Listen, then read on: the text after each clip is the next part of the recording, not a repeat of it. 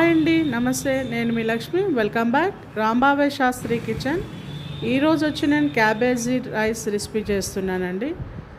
ఇంటి ఆహారము ఆరోగ్యం, ఇది చాలా మంచిది. ఈ క్యాబేజీ రైస్ చాలా ఈజీగా ప్రిపేర్ చేయొచ్చు అండి, లంచ్ బాక్స్ ఐటెం కూడా. ముందుగా ఒక ప్యాన్ తీసుకొని దాంట్లోని ఒక 2 టేబుల్ స్పూన్ల నెయ్యిని వేసుకోండి. ఈ క్యాబేజీ రైస్ ఫ్రైడ్ రైస్లు చేసినప్పుడు నెయ్యి వేస్తే టేస్టీగా ఉంటుందండి. ఒక 2 స్పూన్ల నెయ్యి వేసుకున్న దాంట్లోని కాస్త జీలకర్ర,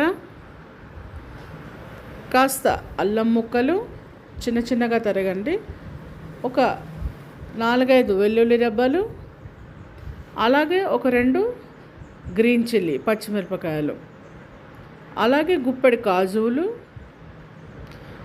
వీటన్నింటినీ కూడా వేసి ఒకసారి బాగా లైట్గా ఫ్రై చేయండి. దీంట్లో ఒక ఆనియన్ కట్ చేసి వేసుకోండి. అలాగే ఒక 2 కప్పులు తురుముకున్న క్యాబేజీని కూడా యాడ్ చేయండి. వీటన్నింటినీ కూడా లో ఫ్లేమ్లో చేసుకోవాలి.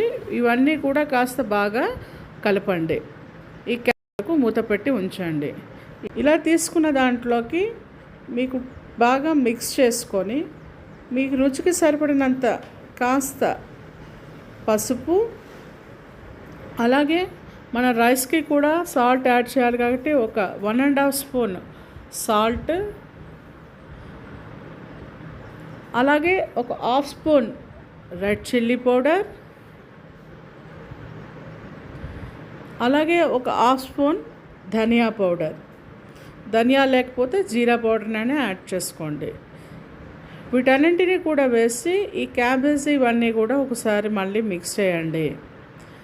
వీటన్నింటినీ కూడా ఇలా మిక్స్ చేసుకొని మళ్ళీ మూత పెట్టి ఒక 2-3 నిమిషాలు వదిలేసేయండి.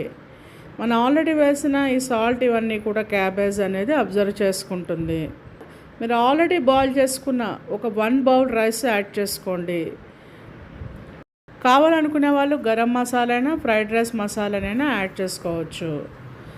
ఈ విధంగా అన్నీ కూడా మిక్స్ చేసుకొని దీనిపైన లాస్ట్ కాస్త కొత్తిమీరని వేయండి. ఈ వేడివేడి క్యాబేజీ రైస్ చాలా టేస్టీగా ఉంటుంది.